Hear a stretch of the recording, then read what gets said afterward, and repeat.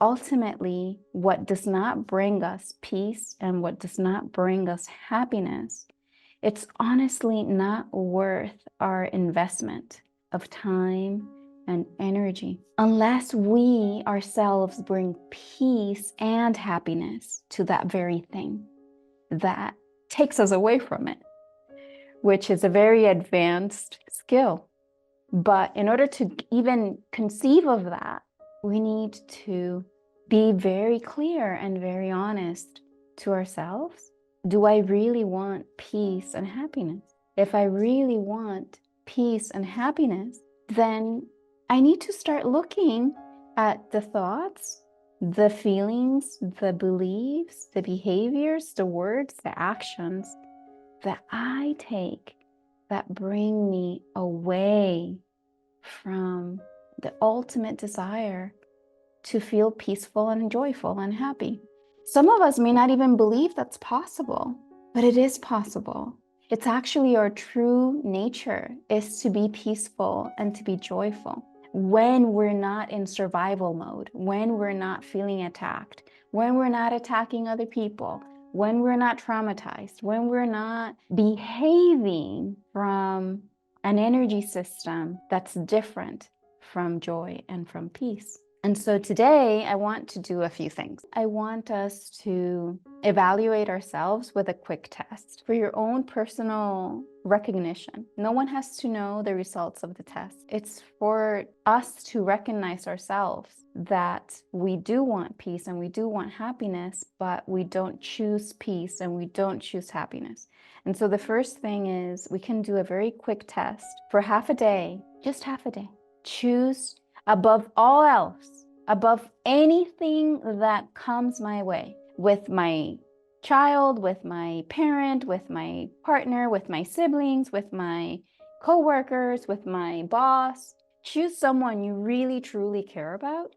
And with that person that you truly care about, for half a day, above all else, choose to only allow thoughts in your mind that are peaceful and that are joyful. Any thought that comes to your awareness that is not peaceful or it's not a happy, joyful thought about you or that person, in that half a day with the person you love, in that moment, you choose to abandon that thought and see how easy it is to choose peace and joy. Because in that simple test for half a day with someone you absolutely love, you're going to notice how much we have conditioned our own mind, consciously or unconsciously. We have conditioned our own mind to choose something separate, to choose something different from peace or happiness with the people we want to connect the most with.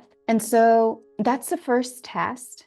And with humility, then we have a choice. Now we have awareness of what we ourselves do. And you might argue, well, yes, I want peace and I want happiness, but it's my this outside of me that needs to change. It's my partner, it's my parent, it's my child, it's my sibling, it's my neighbor, it's the government. Like something outside of me is what's taking my peace and my joy away. And this is where I say with a lot of respect, that is just our own ego getting in the way of our own progress, because nothing, absolutely nothing can take away our peace or our joy unless we volunteer it, unless we allow it. And I'm not saying that because it sounds nice. I'm saying it because this is the only thing I've done for the last 6 years, is to witness what takes me away from peace and to be humbled at how often I choose the opposite.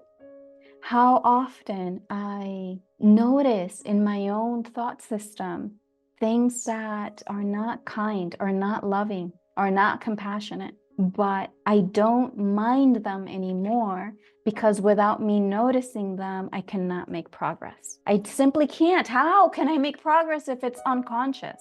And so mindfulness and the practice of meditation any of the practices in psychology or in understanding your feelings and your emotions or spiritual practices, they all lead us to build capacity, to witness our own mind, to align with our deepest values.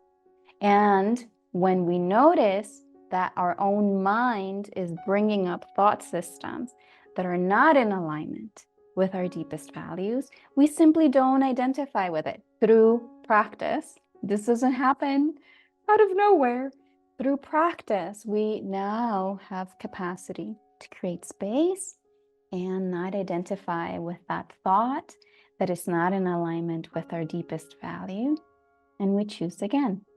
And so let's have a simple test that we do for half a day where we choose someone we love. And for half a day, we simply observe our thoughts, our words, our actions, our behavior that are not in alignment with peace and joy in relationship to that person. And we simply acknowledge, now we have awareness that this came up. And in the present moment, we choose to abandon. We abandon the thought or the feeling, and we simply choose again. I am willing to experience peace and joy in this moment with this person that I have chosen as my object of extending peace and joy. And see if you can be the conduit, the vehicle that in that moment brings peace and brings joy to that dynamic. That's the real work in a lifetime. Can we be the change that we want to see in the world? I'll leave it at that. Go ahead and check out my website, fernmarierodriguez.com, and sign up for the mailing list. I now offer one-on-one coaching sessions as well. So I'm more than happy to help you navigate through these internal states, because I have spent a lot of time navigating through mine, and it's an honor to be able to support others in doing the same. Until next time, namaste.